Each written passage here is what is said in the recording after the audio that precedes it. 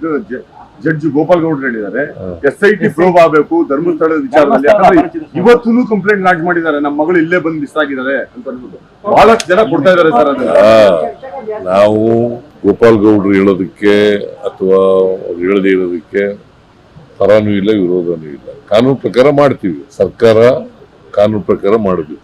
SIT ಮಾಡಬೇಕು ಅಂತಂದ್ರೆ SIT ಮಾಡ್ತೀವಿ. SIT ಮಾಡ್ತಾರೆ ಸರ್. ಪೊಲೀಸ್ ಡಿಪಾರ್ಟ್ಮೆಂಟ್ನವರು ವರದಿ ಆಧಾರದ ಮೇಲೆ ಈಗ ಅವನು ಏನ್ ಮಾಡಿದಾನೆ, 10 ವರ್ಷ ಅಬ್ಸ್ಕಾಂಡ್ ಆಗ್ಬಿಟ್ಟಿದ್ದ. ಅವನು 164 ಸ್ಟೇಟ್ಮೆಂಟ್ ಕೊಟ್ಟಿದ್ದಾನೆ ಪೊಲೀಸ್ ಮುಂದೆ. ಆ 164 ಸ್ಟೇಟ್ಮೆಂಟ್ ನಲ್ಲಿ ಅವನು ಏನ್ ಹೇಳ್ಬೇಕು ಎಲ್ಲ ಹೇಳಿದ್ದಾನೆ. ನಾನೇ ಊತ ಹಾಕಿದ್ದೀನಿ ಅಂತ ಹೇಳಿದ್ದಾನೆ. ಆ ಎಣೆಗಳನ್ನ ತೋರಿಸ್ತೀನಿ, ಬೇಕಾದ್ರೆ ಊತ ಹಾಕಿರೋ ಜಾಗ ಕರ್ಕೊಂಡು ಹೋದ್ರೆ ಮಾಡ್ತೀನಿ ಅಂತ.